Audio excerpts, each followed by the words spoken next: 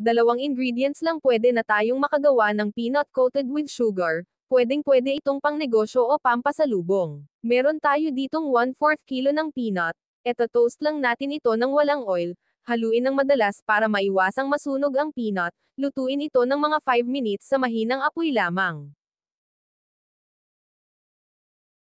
At pagkaluto set aside muna natin ito, at sa same pan maglalagay tayo ng 1/4 kilo ng brown sugar.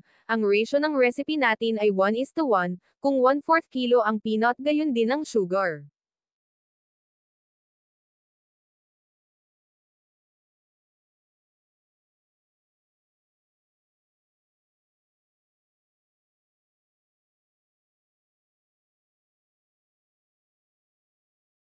At kapag natunaw na ang sugar, ihahalo na natin ang nasanggag na peanut, at haluing mabuti hanggang makoat ng sugar ang peanut. Pwede nyong wisikan ng kaunting tubig kung medyo nahihirapang na kayong maghalo.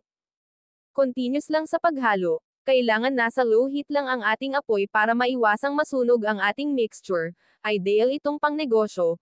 Pwede ring pangpasalubong. Kung gusto nyong maramihan, doblehin or triplihin lang ninyo ang ating recipe.